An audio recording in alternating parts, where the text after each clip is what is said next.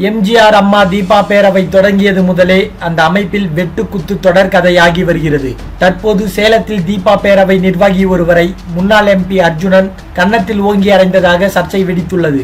எம்ஜிஆர் அம்மா தீபா பேரவையை கடந்த மாதம் 25ஆம் தேதி தீபா தொடங்கினார். பேரவையை தொடங்கிய ஒரு மாதத்திற்குள் நிர்வாகிகள் நியமிப்பதில் பல்வேறு பிரச்சனைகள் இருந்து வருகிறது. ஒரே குடும்பத்தில் இருந்தாலும் தீபாவுக்கும் அவருடைய கணவர் மாதவனுக்கும் இடையேயான சண்டையில் பேரவை நிர்வாகிகள் நியமிப்பதில் குழப்பம் ஏற்பட்டு வருகிறது. இந்நிலையில் சேலம் எம்ஜிஆர் அம்மா தீபா பேரவை சார்பாக மாவட்ட நிர்வாகிகளை நியமிப்பதற்கான ஆலோசனை கூட்டம் இன்று காலை சேலம் நேஷனல் ஹோட்டலில் நடைபெற்றது. முன்னாள் எம்பி அர்ஜுனன் தலைமையில் இந்த கூட்டம் நடைபெற்றது. அதன் பின் நகரம், ஒன்றியம், பேரூராட்சி நிர்வாகிகளை தேர்ந்தெடுக்க விண்ணப்ப படிவம் வழங்கப்பட்டது. அப்போது தாரமங்கலத்தை சேர்ந்த ராஜ்குமார் என்பவர் ஏன் எங்களுக்கு இது குறித்து முன்பே சொல்லவில்லை என்று அர்ஜுனனிடம் மல்லு கட்டினார். இதனால் கோபமடைந்த அர்ஜுனன் ராஜ்குமார் கன்னத்தில் ஓங்கி அடித்ததாக கூறப்படுகிறது.